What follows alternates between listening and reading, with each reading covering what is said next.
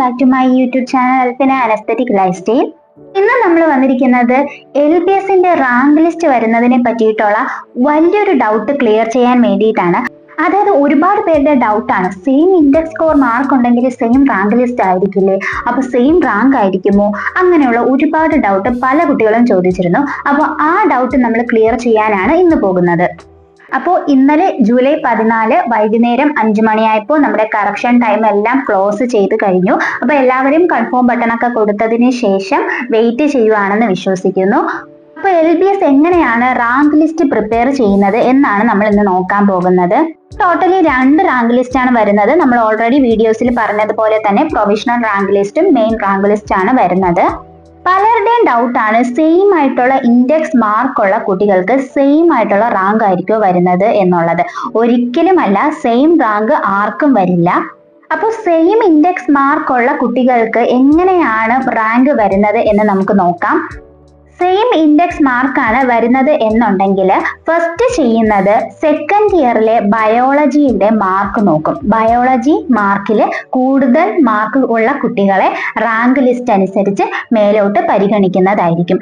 ഇനി ബയോളജിയിലെ മാർക്കിലും സെയിം ആയിട്ടുള്ള രീതിയിലാണ് വരുന്നത് എന്നുണ്ടെങ്കിൽ രണ്ടാമത് നോക്കുന്നത് സെക്കൻഡ് ഇയറിലെ കെമിസ്ട്രി ആയിരിക്കും. ശ്രദ്ധിക്കണം, +2 കെമിസ്ട്രി മാർക്ക് മാത്രമായിരിക്കും നോക്കുന്നത്.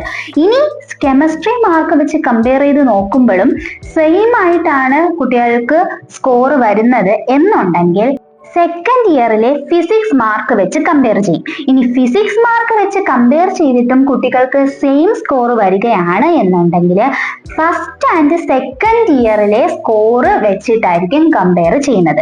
എന്നിട്ടും സെയിം ആയിട്ടുള്ള ഇൻഡെക്സ് സ്കോർ ഏതെങ്കിലും കുട്ടികൾക്ക് വരുവാണ് എന്നുണ്ടെങ്കിൽ സെക്കൻഡ് ഇയറിലെ ഇംഗ്ലീഷിന്റെ സ്കോർ കൂടി പരിഗണിക്കുന്നതായിരിക്കും.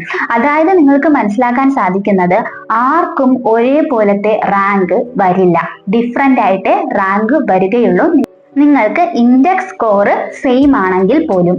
അപ്പോൾ ഇതിൽ ഇമ്പോർട്ടൻ്റ് ആയിട്ട് കുറെ പേര് ശ്രദ്ധിക്കേണ്ട കുറച്ച് കാര്യം, പലരും പറഞ്ഞു ഇംഗ്ലീഷിന് മാർക്ക് കൂടി കിട്ടിയിട്ടുണ്ട്.